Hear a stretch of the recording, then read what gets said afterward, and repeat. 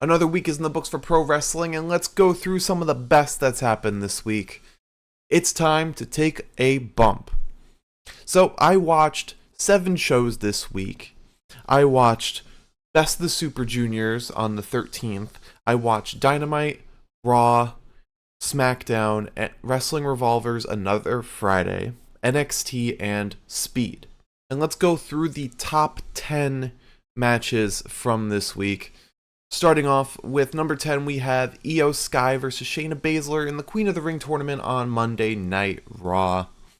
Very fun match, and another great addition to this tournament. Both the King of the Ring and Queen of the Ring tournaments have had amazing matches. Truly, truly excellent. Number 9, from NXT, we have Tony D'Angelo versus Charlie Dempsey for the NXT Heritage Cup. The Heritage Cup finally switched hands out of No Quarter Catch Crew and into the hands of the family, specifically Tony D'Angelo. I personally would wish that Charlie Dempsey would hold on to it a little longer just because I love him as a wrestler. But I'm not too upset about Tony D winning that trophy. Next up from Dynamite, we have Jon Moxley and Bryan Danielson versus Kyle Fletcher and Jeff Cobb. 4 of the best talents in the world. I mean, these guys are all individually incredible. Put them in a tag team match, and you're going to get some amazing stuff out of it. This was just another great addition to why Dynamite always has great wrestling. Number 7, from Wrestling Revolvers Another Friday, Brent Oakley versus Steve Maclin. Now, this is my first Wrestling Revolver event that I've watched, and I wasn't disappointed. It was a lot of fun. A bit long, but a lot of fun. I'd also never seen a Brent Oakley match, and he's really good. He's really, really good, and this match against Steve Maclin, I thought that, this whole event would just be, filled with some indie bullshit, just great wrestling, not anything more than that. But no, this had great story. This had drama to it. I wasn't expecting this level of storytelling from just Wrestling Revolver. I know that might sound a little condescending, but a lot of these indie shows, namely GCW and promotions like that, they just have great one-off wrestling, not the best stories.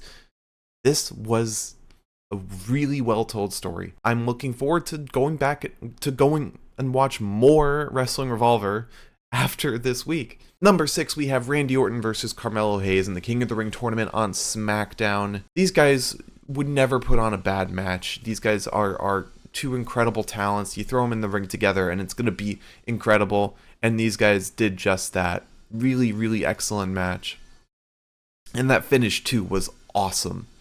That was a great, great finish. The RKO out of, I think it was a slingshot, springboard cutter was what Melo was going for. Really, really, really fun. All right, number 5. This might be a little controversial because I know people's feelings about this. Jey Uso versus Ilya Dragunov from Raw in the King of the Ring tournament. A lot of people are upset that Ilya lost to Jey. I'm not upset.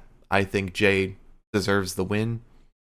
I think this match was awesome and a lot of fun. Again, another amazing addition into the King of the Ring tournament. And I cannot wait, because I have Raw on my screen open right here. I'm 3/4 of the way through it, and I cannot wait to get to Gunther versus Jey, because I know that's going to be an awesome match. All right, number 4, another King of the Ring tournament match from Raw. We have Kofi Kingston versus Gunther. Awesome. I mean, Gunther, every match that he puts on is 5 stars. Anywhere between 4 and 5 stars, and this was no different. Kofi is, a legend. Him and Gunther together, you're going to make sparks fly. All right, next up, number 3 from New Japan's Best of the Super Junior. We have Hiromu Takahashi versus Doki. This match was phenomenal. This was really phenomenal. I mean, Doki is a rising star. And as commentary kind of jokingly pointed out, he kind of needs a new mask because when he delivered the promo after the show, it was very muffled because of his mask. They're not lying. He doesn't need a new mask, but this match was excellent. Hiromu is one of my favorites in New Japan, and Doki is, like I said, a rising star, and they made magic in this match. The story was just excellent. Number 2 from AEW Dynamite. This will be an unexpected one. Swerve Strickland versus Brian Cage. You know, this may have been a little bit of a write-off. You know, Swerve, he's the champion. He's not going to lose to someone like Brian Cage. But, I mean, these two guys put on an excellent match. And Brian Cage is... I'm a huge fan of Brian Cage. I think he is a excellent wrestler. And put him in the ring with someone like Swerve who can bring the best out of anybody. I think this match was golden. All right, number 1 from New Japan's Best of the Super Junior. El Desperado versus Kosei Fujita. This was fantastic. Oh my god. You know, I like Kosei Fujita a lot, but this match proved that he is, you know, just like Doki, a rising star. It was the story, you know, because Kosei Fujita is in TMDK along with Zack Sabre Jr. And Zack's whole thing is every 6 seconds he changes the submission that he's doing.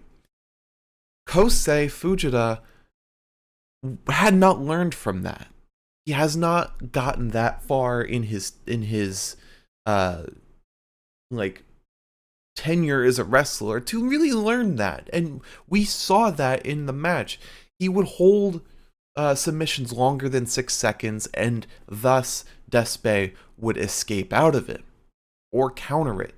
And Despe would switch it up every 6 seconds. He is a submission machine.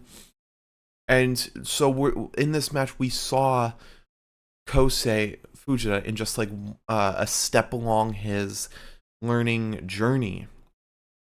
It wasn't just, you know, two juniors having a killer match.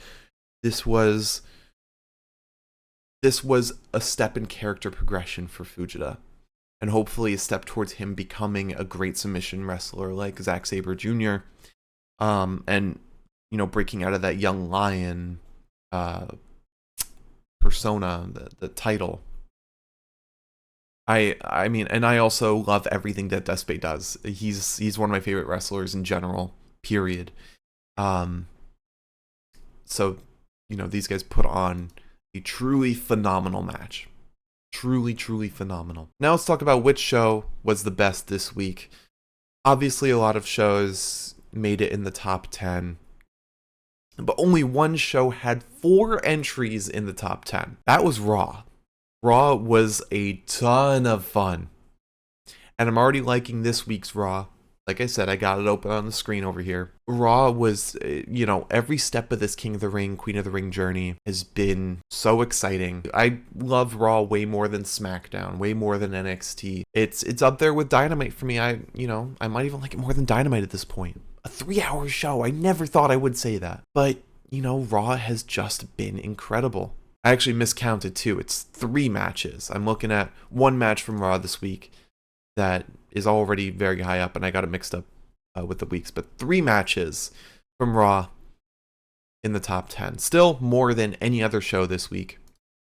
So Raw is the show of the week. Let me know what you guys liked about this past week in wrestling, and what shows would you guys recommend for me to watch this week? I have my kind of method to go through the shows every week, but I'd love to hear what you guys recommend. And let me know what you thought was the best this week as well. Thank you all for watching, everybody. Don't forget to like, comment, and subscribe, and I'll see you all in the next one. Bye-bye.